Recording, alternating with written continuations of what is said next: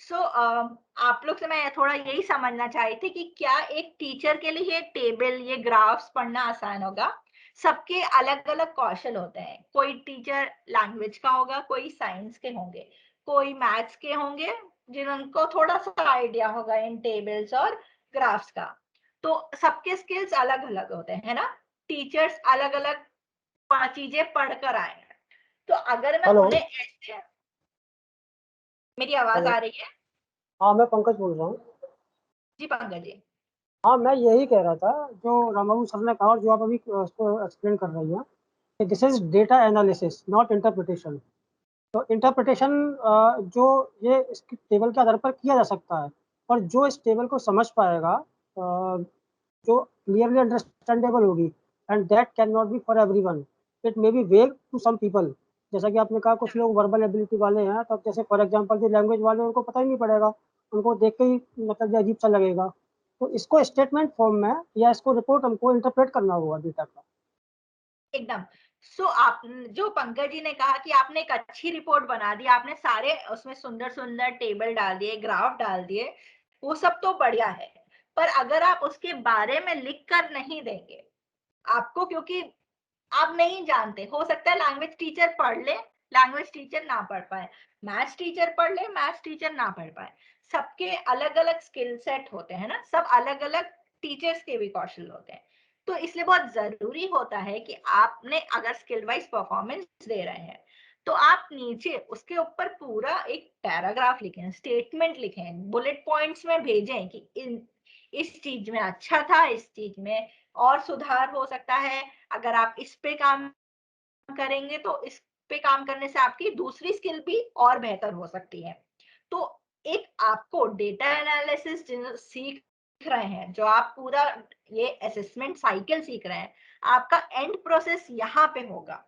तो आपने देखिए, अभी तक हम जब रिपोर्ट बनी, आपने शुरुआत कहाँ से की थी? आपने डायग्नोस्टिक असेसमेंट का डिजाइन बनाने से स्टार्ट किया, फिर आपने बहुत काम किया अलग अलग क्वेश्चंस बनाने में, आपने फिर पेपर डिजाइन पे काम किया, आपने पेपर बनाया एक अच्छा, आपने लोगों की ट्रेनिंग की बहुत अच्छे से, असेसमेंट हो फील्ड पे, आपने खूब ओएमआर डिजाइन किए, फिर आपके पास डेटा आया, आपने डेटा साफ किया, फिर उसको अलग अलग चेक्स से गुजार के एक अच्छा सा डेटा तैयार किया, फिर उसको ताकि एनालिसिस करके आपने अलग अलग रिपोर्ट जनरेट की।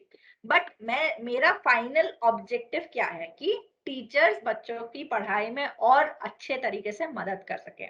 मैं टीचर को एनेबल कर रही हूँ, मतलब मैं उन्हें उस चीज के लिए सपोर्ट कर रही हूँ।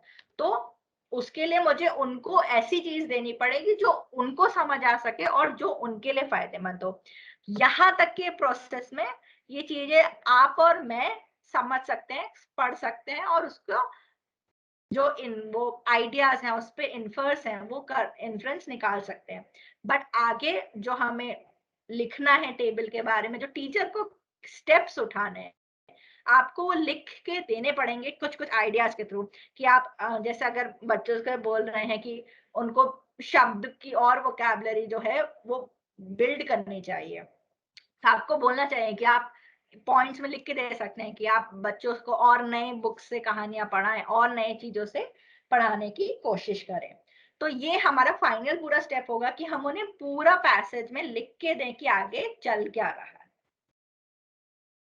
क्या ये सेंस करता है कि हम लोग के लिख के देने का? क्या आपको लगता है नहीं, ये टेबल ही दे दीजिए, जितना आप ऊपर टेबल देख रहे हैं नीचे का पैराग्राफ हटा दीजिए, इतना ही देना चाहिए?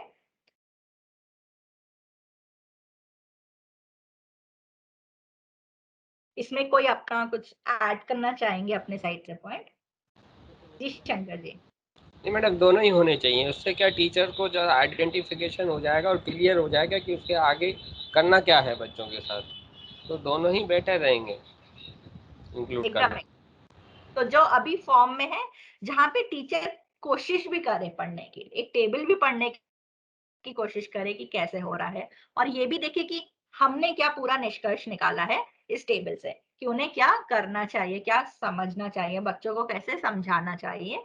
और आप इसके बेस पे रेमेडिएशन भी लिख के दे सकते हैं कि आप बच्चों के साथ मैथ्स की प्रैक्टिस करें, उनके जो क्वेश्चंस दे रहे हैं उनको रियल लाइफ वर्ड प्रॉब्लम से करें, राइट। जैसे अगर हम बच्चों को एडिशन सब्ट्रैक्शन सिखा रहे हैं तो हमें सिखाना चाहिए कि बच्चों जैसे आप बाजार में जाके सामान खरीदते हैं तो उन्हें ये हिसाब करना आना चाहिए कि दुकानदार को कितने पैसे दिए, कितने पैसे वापस मिलेंगे। तो सब्ट्रैक्शन का कॉन्सेप्ट है।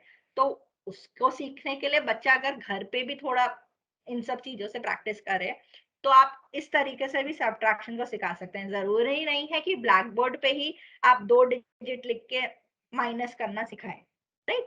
तो आप और रेमेडिएशंस लिख के आगे तक टीचर तक पहुंचा सकते हैं ताकि आपका जो पूरी असेसमेंट साइकिल हो, उसका जो फाइनल रिजल्ट हो, वो एंड तक पहुंचे।